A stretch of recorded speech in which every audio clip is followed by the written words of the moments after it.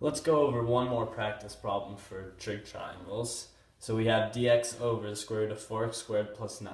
So when you're looking at this, remember again, you see that square root, so you know we might want to try a trig triangle, but you don't see the form of a squared plus x, of a squared plus x squared, or x squared plus a squared. So what we need to do to this is rewrite it so that we do see the form of the square root of a squared plus x squared, so that it does look nice. So what we can do to this is 4x squared, I'm going to write that as 2x squared plus 3 squared. So now we do have the form of x squared plus a squared, just that in this case we have 2x. So the next step in a trig triangle is to draw the triangle.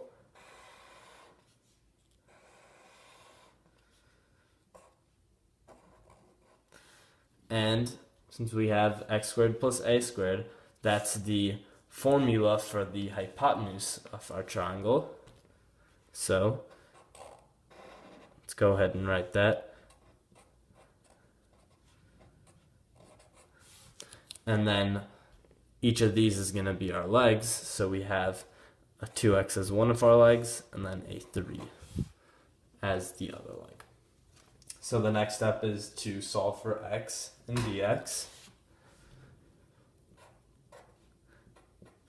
Well, in this case, we're gonna not want to use the square root, and we know that tangent of theta is equal to opposite over adjacent.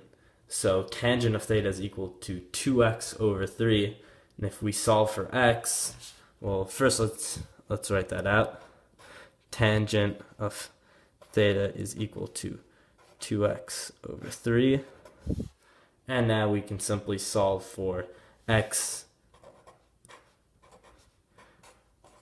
X is equal to 3 halves tangent of theta. And that makes our dx 3 halves.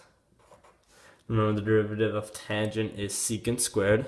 It's one of those things you are going to definitely want to memorize, especially for this unit. D theta. So next step is to rewrite our integral. So we have the integral, and we're starting with a dx on top, so rewrite to dx 3 halves secant squared theta d theta. And we're dividing that by square root of 4x squared plus 9. And remember, we're going to want to solve for this in terms of our constant and theta. We don't want to use this other x, because then that's not going to help us.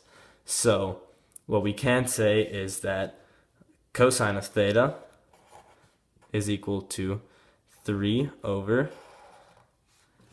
the square root of 4x squared plus 9, right? That's simply adjacent over hypotenuse. And if we solve for 4x squared plus 9, we get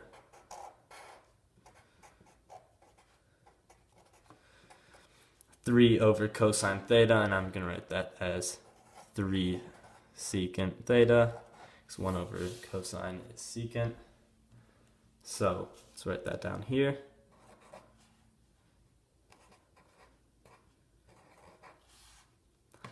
And once again, as usual, some canceling out happens. So this 3 goes away, this secant goes away with that power, and we can rewrite this as, we have a 1/2, I'm going to pull that out,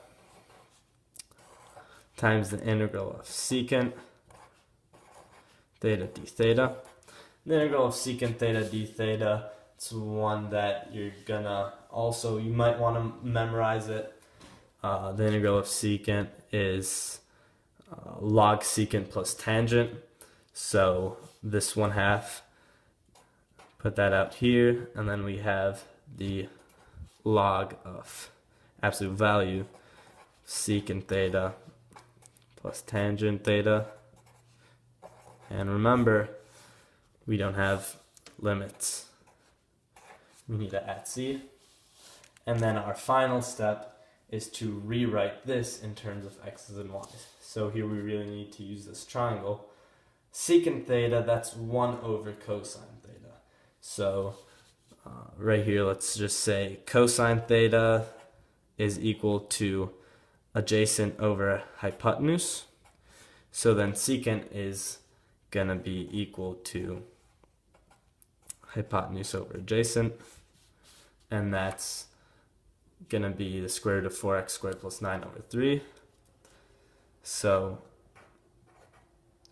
we have 1/2 times the natural log of secant theta,